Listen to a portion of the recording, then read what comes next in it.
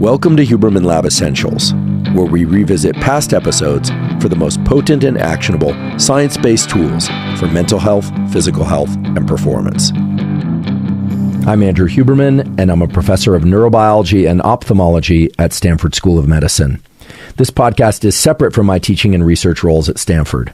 It is, however, part of my desire and effort to bring zero cost to consumer information about science and science-related tools to the general public. Today, we're going to talk about the science of tools for fat loss. Today's episode is mainly going to be focused on how the nervous system, neurons, and some of the cells they collaborate with, like glia and macrophages, how those encourage or can encourage accelerated fat loss, because it turns out they can. Remember, your nervous system, which includes your brain and your spinal cord and all the connections that they make with the organs of the body, governs everything. The nervous system and the role of the brain and other neurons has been vastly overlooked in the discussion about losing fat.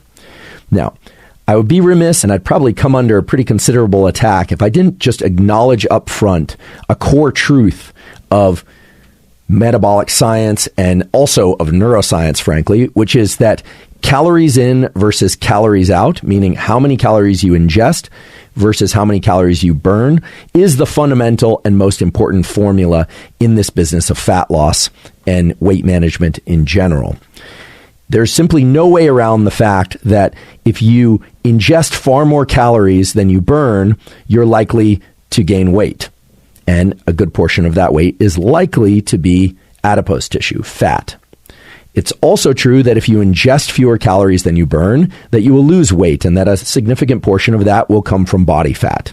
What portion depends on a number of factors, but that simple formula is important. So a calorie is a calorie as a unit of energy, and we need to accept and acknowledge this calories in, meaning calories ingested versus calories burned formula, but the calories burned portion is strongly influenced by a number of things that you can control that can greatly accelerate or increase the amount of adipose tissue or the proportion of adipose tissue that you burn in response to exercise and food.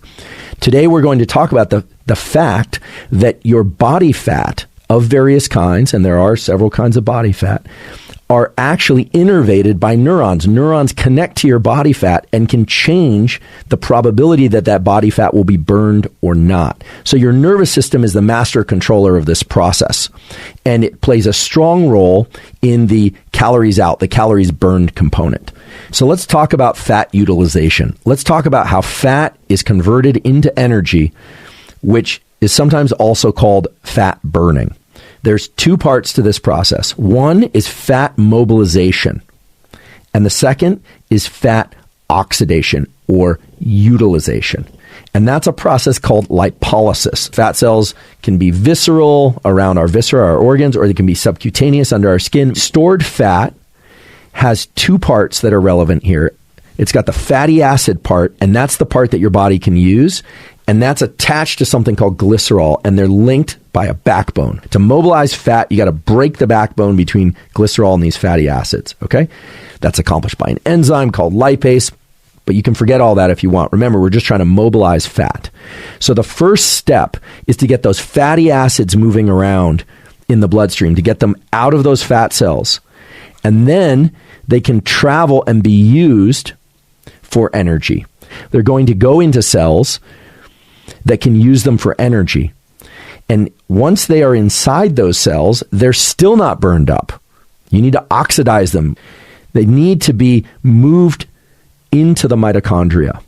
And then they can be converted into ATP, into energy. So just to really zoom out again to make sure I don't lose anybody, you got to mobilize the fat, then you have to oxidize the fat. And many of the things that the nervous system can do is to increase the mobilization of fat, but also the oxidation of fat. So what are these neurons that connect to fat doing? What are they releasing exactly? How do they actually increase fat mobilization, and how do they increase fat oxidation, burning of fat? Well, there are a couple of things that they release that encourage that process. And the main one that you need to know about is epinephrine or adrenaline. the conversion of these fatty acids into ATP in the mitochondria of cells is favored by adrenaline. Okay? And adrenaline is released from two sources. Adrenaline is released from the adrenal glands, which sit atop our kidneys and our lower back. And it's also released from the so-called sympathetic nervous system, although that name is a bit of a misnomer because it has nothing to do with sympathy. It has to do with stimulating alertness and promoting action of the body. It was thought for a long time that adrenaline swimming around in your body of when you're fasted, because fasting can increase adrenaline, or when you're engaging in intense exercise, or when you're stressed, is going to promote fat oxidation. That's actually not the case. The adrenaline that stimulates fat oxidation, the burning of fat, is coming from neurons that actually connect to the fat. It's a local process. And this is very important because it means that what you do, the specific patterns of movements, and the specific environment you create that can stimulate these particular neurons to activate fat, meaning to release fat, to mobilize it, and then to burn it, is going to be a powerful lever that you can use in order to increase fat loss. Okay, so let's talk about how to activate the nervous system in ways that it promotes more liberation, movement, mobilization of fat, and more oxidation of fat. So one of the most powerful ways to stimulate epinephrine, which is also called adrenaline, from these neurons is through movement. The type of movement that I'm referring to is extremely subtle. Shivering is a strong stimulus for the release of adrenaline, epinephrine, into fat and the increase in fat oxidation and mobilization. And there are other subtle forms of movement that can greatly increase fat metabolism and fat loss. There was a group in England during the 1960s and 70s that discovered a pathway by which subtle forms of movement can greatly increase fat loss. This is the work of Rothwell and Stock. It's very famous in the thermogenesis literature. And I learned about this early on when I was an undergraduate. And I asked, how did they come across this? And here's how the story goes. They were aware that some people overeat and yet don't put on weight. Other people overeat even just a little bit, and they seem to accumulate extra adipose tissue. Now, this is long before all the discussions about microbiome and hormone factors, and is long before many of the hormone factors besides insulin had even been discovered. What they did was they examined people who overate and did not gain weight. And what they observed was that those people engaged in lots of subtle movement throughout the day. In other words, they were fidgeters. And that's what they called them. And in 2015, and again in 2017, there have been studies that have explored this using some modern metabolic tracking. And indeed, simply moving a lot, being a fidgeter, bouncing your knee, standing up and pacing several times or many times throughout the day led to considerable amounts of fat loss and weight loss when people were ingesting the same amount of food. If they overate, they were able to compensate and burn off that food. So for people that are overweight who are kind of averse to exercise, fidgeting might actually be a good entry point. Now, that's great, and you can think about the protocols, but I want to nest that protocol in what I said before, which is that fat is controlled by these neurons and the epinephrine they release. Those subtle movements of our core musculature, not just the core, but all our limbs and our musculature, those low-level movements, they trigger epinephrine release from these neurons, and they stimulate the mobilization of fat. And then that fat is oxidized at higher rates. So what's the protocol? Fidget. If you're really interested in burning calories and you already exercise, you want to burn more, or you don't have the opportunity to exercise, or you're averse to exercise for whatever reason, fidgeting movements, staccato movements, standing up, walking around, pacing, all the sort of nervous activities that we're so critical of in other people and sometimes in ourselves are actually mobilizing and oxidizing a lot of fat and a lot of energy. And while this probably won't compensate for chronic overeating. The caloric burn from this is considerable and very likely can offset a meal that had excessive calories or a kind of steady state of eating too much. Now it should make sense why shivering is one of the strongest stimuli that one can incorporate to stimulate fat loss. Now, shivering is almost always associated with cold. We think shivering, we think cold, because when we get cold, we shiver. And there are two ways that shivering can increase fat loss. And there are several ways that you can use shivering, you can leverage shivering, and you can leverage cold to accelerate fat loss. But you have to do it correctly. And most of the people that are using cold and frankly suggesting cold as a means to increase metabolism fat loss are suggesting the exact wrong protocol. Most people out there are using cold exposure typically by taking cold showers or by getting into cold water of some other kind, a lake or a river or a cold bath or an ice bath. Since today we're talking about accelerating fat loss through the use of science-based tools, I want to emphasize a study that was published in Nature just a couple of years ago showing exactly how cold increases metabolism and fat loss. Okay, so we have several kinds of fat, 3 kinds in fact. We have white fat, white adipose tissue, and we have brown fat or brown adipose tissue. And there's a third kind, which is beige adipose tissue. White fat is the type that we traditionally think of as fat, subcutaneous fat. And it is not particularly rich in mitochondria. It is there as an energy storage site. And we have to mobilize the fat out, as we talked about before, and burn it up elsewhere. Brown fat largely exists between our shoulder blades and on the back of our neck, between the scapulae. And it's rich with mitochondria, which is why it's called brown fat. And brown fat has a particular biochemical cascade whereby it can take food energy and it can take food, basically, break it down, and convert it into energy within those cells. But unlike fatty acids from white fat, which have to travel elsewhere, get broken down in mitochondria and converted into ATP, etc., used by the mitochondria, rather, brown fat is thermogenic. It can actually use energy directly. Cold causes the release of adrenaline from your adrenals, and it causes the release of epinephrine from these neurons that connect to fat. The paper published in Nature shows that it is shivering itself that causes the brown fat to increase your burning, your burn rate, and your metabolism. And it works like this. When you get into cold and you shiver, the shivering, that low-level movement of the muscle, those small movements, triggers the release of a molecule called succinate, succinate, succinate. And succinate acts on the brown fat to increase brown fat thermogenesis and fat burning overall. The question then is how long to get into that cold environment, and how cold should that environment be? So first, let's talk about how long to get into that cold environment. It turns out that if you want to trigger the shiver, what you want to do is to get into the cold and then get out of the cold, and typically not dry off, and then get back into the cold and out of the cold. That will definitely stimulate more shivering than just getting into the cold itself. So how cold should it be? And look, if you get into water that's very, very cold, it can actually shock your heart. It can actually give you a heart attack if it's truly, truly ice cold and you're not adapted to that.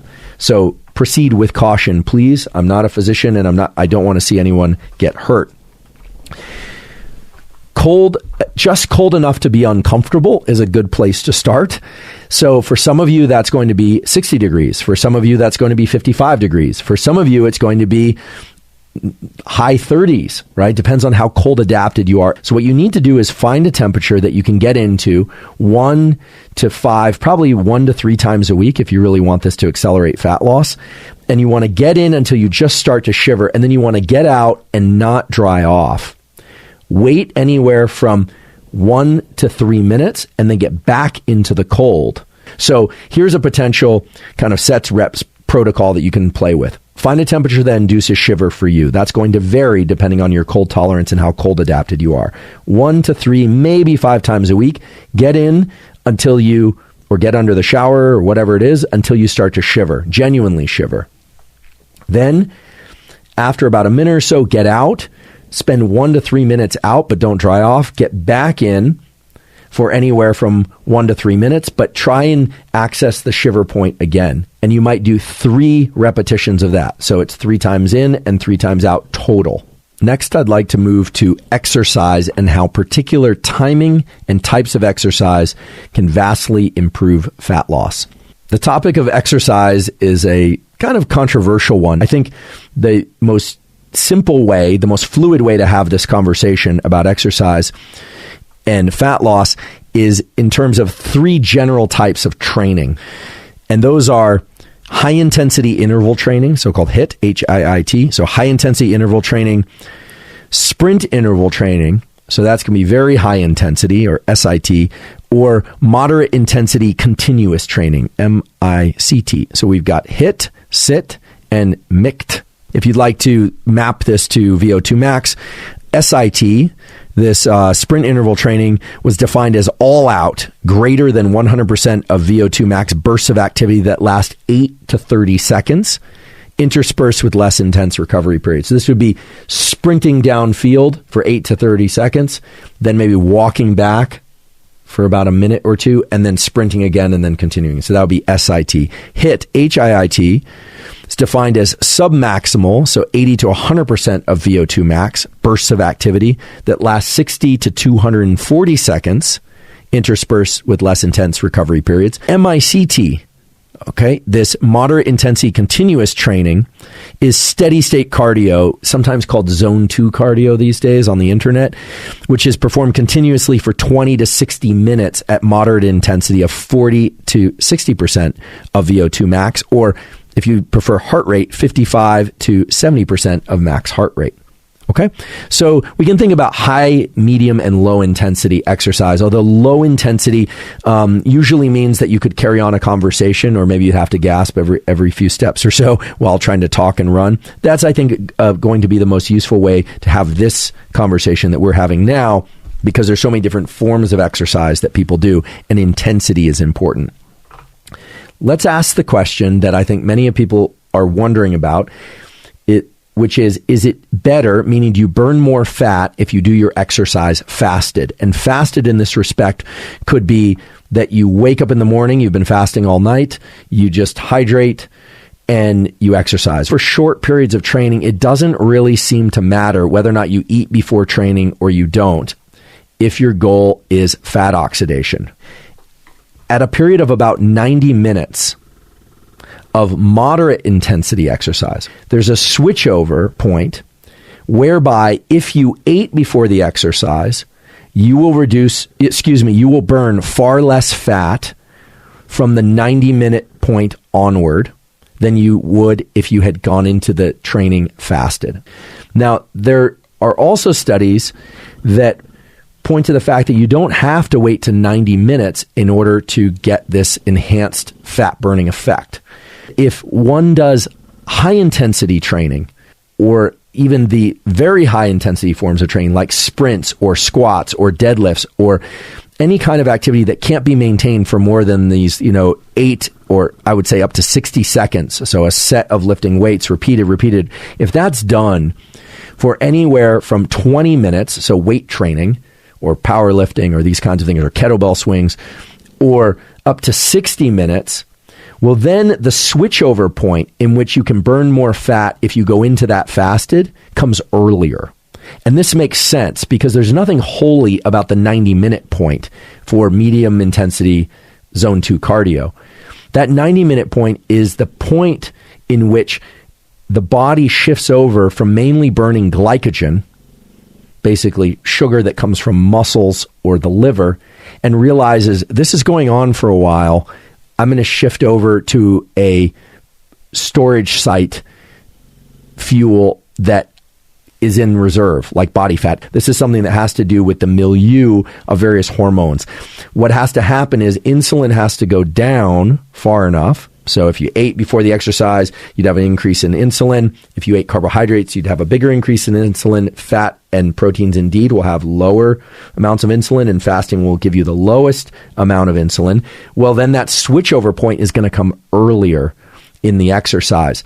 And if you think about it, if you were to do something high intensity for 20, 30, 40 minutes, so maybe lift weights and then get into zone 2 cardio, if you were fasted, the literature says that you're going to burn more body fat per unit time than if you had eaten before or during the exercise.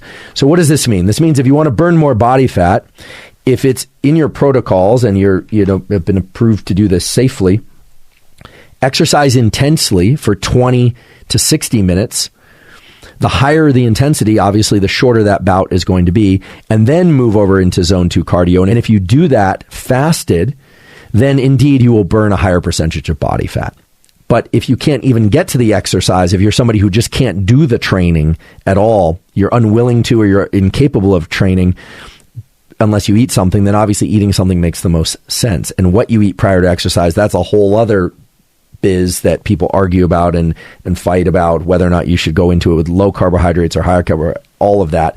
But in general, the theme there is very simple, which is that you want insulin levels to be pretty low if your goal is body fat reduction. This could be distilled into a simple protocol whereby 3 or 4 times a week you do high intensity training followed by either nothing or followed by low intensity training, especially if you're able to do that fasted.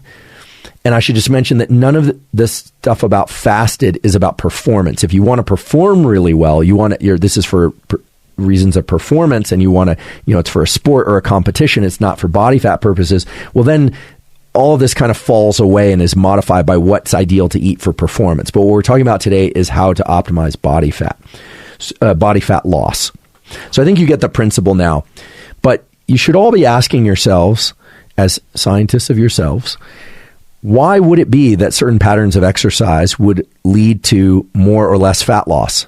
And again, it has to do with the neurons. It has to do with how we engage the nervous system. So while non-exercise activity-induced thermogenesis, NEAT, the fidgeting, and cold can induce thermogenesis by engaging shiver-type movement or low-level movements, big movements that are of very high intensity, meaning they require a lot of effort, deploy a lot of adrenaline, epinephrine from our neurons, and signal particular types and amounts of fat thermogenesis, fat oxidation. Whereas low-level intensity exercise, low or moderate intensity exercise, walking, running, biking, where you can do that easily, there's not very much adrenaline release. So adrenaline, and aka epinephrine, is really the final common path by which movement of any kind, whether or not it's low-level shiver or whether or not it's lifting a barbell, sprinting up a hill, or doing a long bike ride, adrenaline is the effector of fat loss. It's the trigger and it's the effector.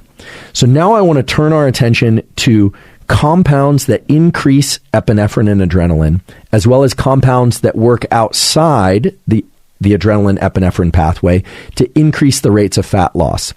I almost always save compounds and supplements and things of that sort to the end, because I do believe that people should look first toward behavioral tools and an understanding of the science before they look toward a supplement or a particular thing that they can extract from diet. This is mainly to try and shift people away from the kind of magic pill phenomenon, or the idea that there is a magic pill, because there really isn't, and frankly there never will be. But there are some compounds that can greatly increase fat oxidation and mobilization, and understanding which compounds increase oxidation or mobilization can be very useful if your goal is to accelerate fat loss. There are things that people can ingest that will allow them to oxidize more fat, and that occurs mainly by increasing the amount of epinephrine that is released from neurons that innervate fat tissue. One of the more common ones is one that you may already be using, which is caffeine.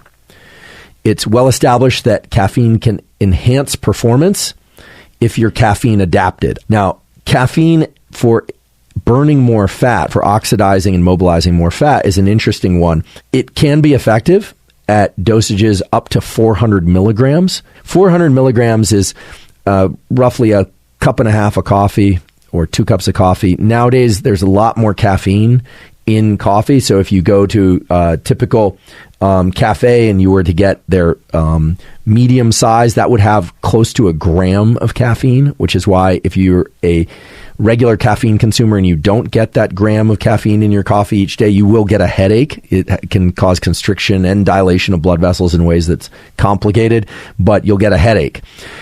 Caffeine can enhance the amount of fat that you burn in any duration of exercise, and it can shift the percentage of fat that you oxidize compared to glycogen, unless you take that caffeine and it ramps you up so much that you're training really, really intensely. The bottom line is, if you like caffeine and you can use it safely, ingesting somewhere between 100 and 400 milligrams of caffeine prior to exercise, somewhere between 30 to 40 minutes before exercise, can be beneficial if we're talking about fat oxidation, burning more body fat. And if caffeine is the kind of the entry point for most people of using compounds to increase the rate or percentage of fat loss in exercise and even at rest, what are some of the other things that are useful and interesting? Well, in terms of tools that are actionable and have reasonable safety margins, I've talked before about something called GLP-1.